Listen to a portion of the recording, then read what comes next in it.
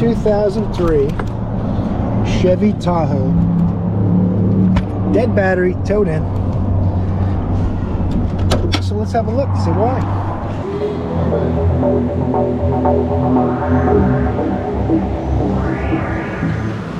We'll try to start it up just for fun. Oh yeah, it's got a dead battery for sure. Let's throw the old GOOLOO on here.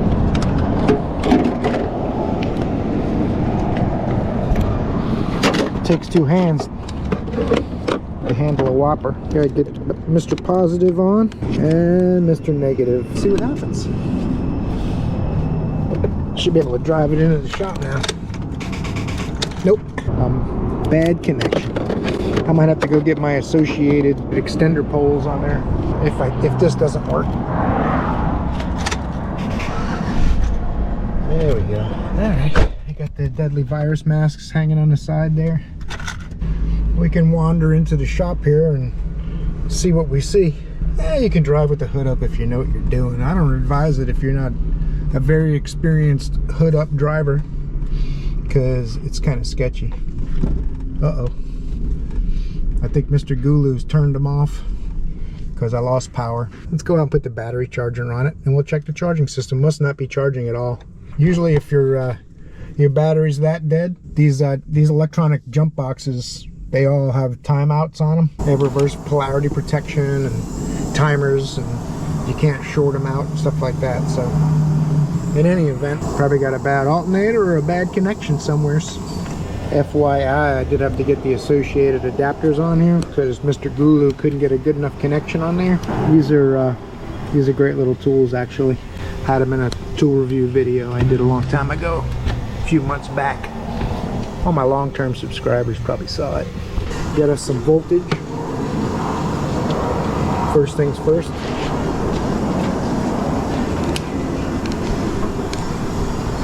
Hook the positive up last. Haha. Just kidding. Positive first, negative last. I wish they wouldn't turn the switch off because the switch is coming apart. Some people don't realize if you unplug it, it turns it off. This is a regular wet cell battery. 11.6 volts. It's not going to get it done. Check some connections while it's charging, but looks like the original alternator on there. 232,677 miles. That's about the life expectancy of a Chevrolet truck. Any more than that, you're on bonus time. Look at the cluster going nuts. That's not an illusion. It's stone dead. This thing's got an open battery. Uh-oh. This here Napa Legend battery looks like August of 08. That's a bad sign. That means this thing's over 4 years old. Florida, that's a year past its life expectancy. This is gonna need a battery for sure, but I'm not sure what else. Well, it's definitely not charging. Make sure we have a good connection at our alternator here. Muy importante. Battery voltage. Uh-oh, that's no good. Make sure we don't have a bad connection up here at the F terminal. Try wiggling it. Yeah. It's got a bad alternator. This car is going to get an alternator and a battery. Check engine lights on too. I'm going to take a quick look with the old Think Diag. See what's going on with that. We're going to see what codes are in there. Make sure they're all related to the not charging problem. And see what other kind of codes you might have in here. Come on, sevens. There you go, loading. Please wait. Read fault codes, DTC information, throttle actuator module, position performance, generator L terminal circuit. So this code could be caused by low battery voltage, and this code because the alternator is not charging. So what I'm going to do now is I'm going to go ahead and clear codes because this is a good customer. I know this customer is going to fix the car, so I just go in and say yes, clear codes, no trouble codes, system normal. So now we'll get a battery and alternator in this thing. I'll video that for you guys. This Think Diag tool is pretty handy just for this sort of thing. Pop this off here. Get my little cover off. Take this out of the way. We're putting an alternator on this thing whether it wants it or not. We're going to do battle.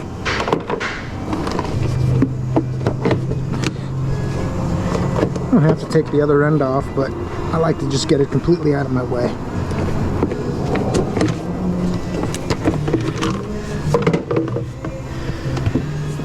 Now we're in business. Gotta get a, see what this is. 15 and 15. I'm gonna put a battery in it too. So we gotta pull this connector off of here. This is a 10mm battery wrench. I gotta do the belt tensioner too. That's a 15. Alright, I gotta get down here and get this belt off. Make sure there's no load on the alternator before we release the mount bolts. Oh, look how easy that is. I'm gonna use my long gear wrench ratchet. Why deal with all that added leverage when you got some long ratchets you can use?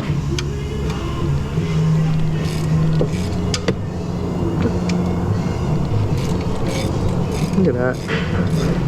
What's the problem? You know what I can do now? Get my quarter drive and my 15.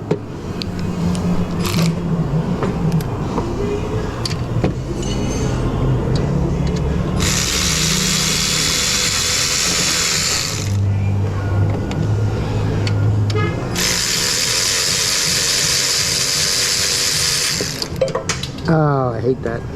Gravity check on aisle 3. Oh, look at it all the way down there. That's crazy.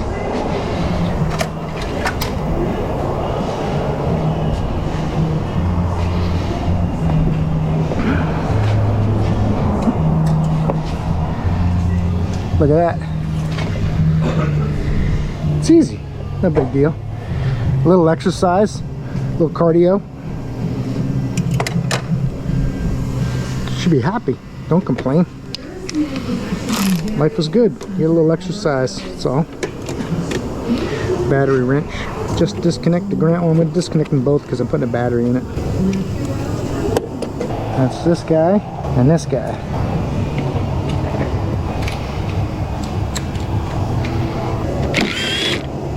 Ha! Come on, man.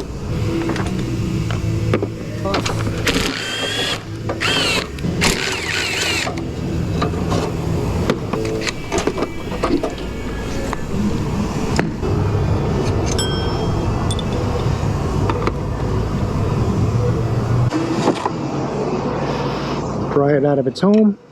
Come out of your nest. Yeah.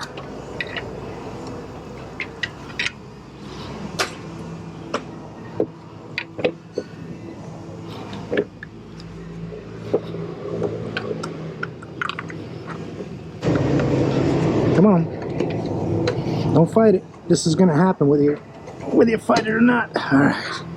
It's easy.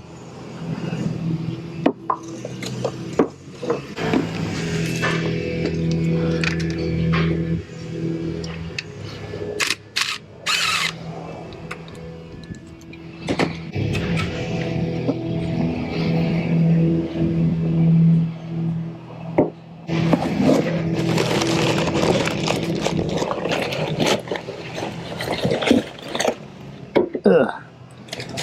Stop. Don't get mad at Napa if this is wrong. Contact us. Okay. I don't think so, buddy. Look at that. This pulley's machined rather than like a stamped steel. Looks like the right one. One ringy dingy. Hey, hope not out front. Or it's saying core.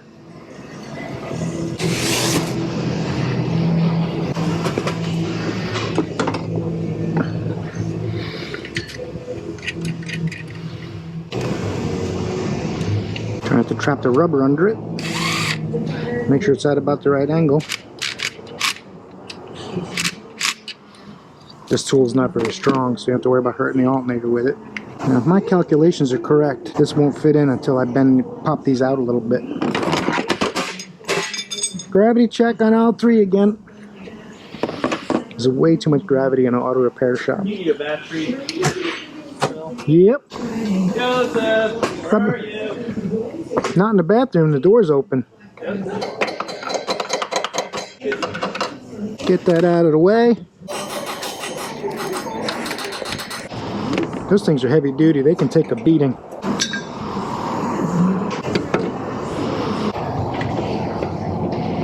Look at that.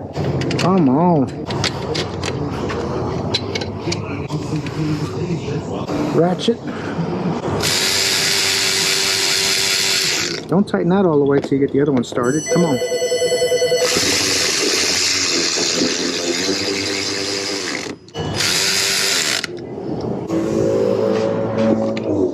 Now we'll have to make sure it's tight enough not to get crazy, because we're using a long ratchet and we got lots of strength that way.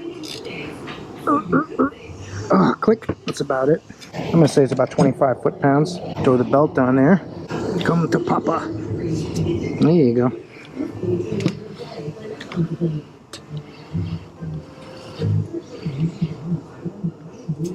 Sometimes it's easier.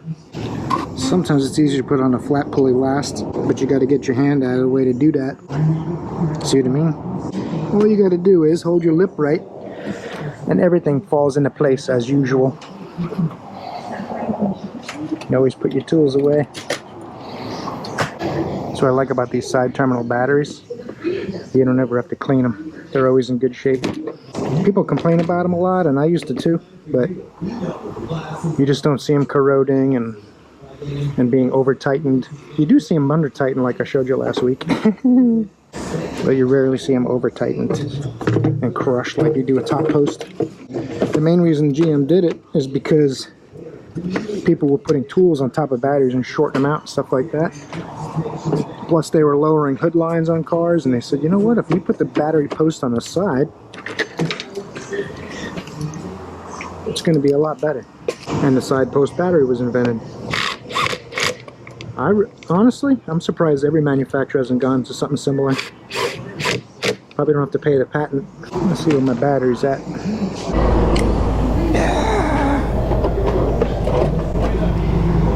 There you go. Hook up my positive. I need my wrench.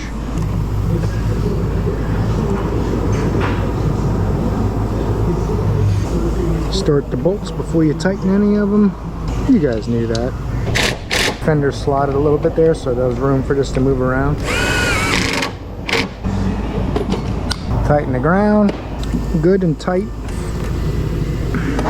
See if this starts up, and we'll throw the voltmeter on it, see what it's charging at. Just for fun. Get the old meter. We don't need that.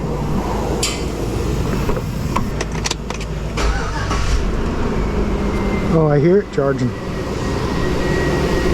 I hear that some gum charging.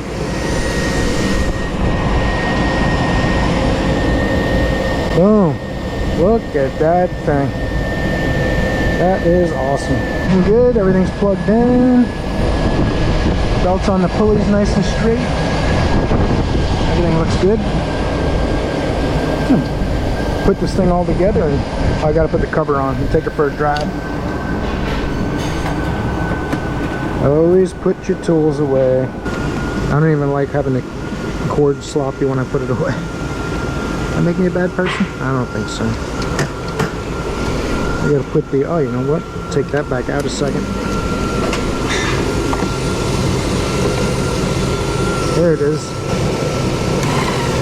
Hardest part of the job, putting a cover on the engine. Let's take the old Tahoe on a road test. Windows up. Oh, let's put the seatbelt on. We're gonna go on the road on this thing. I don't want to be in trouble. Oh, we gotta set the clock too. It's 11:15. 10, 11. Look at that. Boom. All right. Now we're ready to go on a road test. Make sure the garage door is up enough, it won't hit. Guys like to lower the doors when the sun's out. And sometimes you'll back into a door if you're not paying attention. Not that I've ever done that. Actually, I haven't really, but some of the guys have. The guys that lower the doors are usually the ones that forget and back into them. Not for nothing. Not throwing anybody under the bus. But there's lots of buses in this town.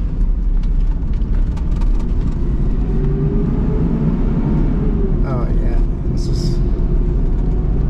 is nice. He's gonna go across either way. Look at this guy. Oof, he was terrified that he might hit him. Huh? Nope, not really scared at all. All right, guys. I appreciate you watching this video, spending some time with me. Hope you got something out of it. This car's fixed. I'm gonna see you guys in the next video, man. Thanks for watching. Oh, more Christmas presents going by. Get it while it's hot.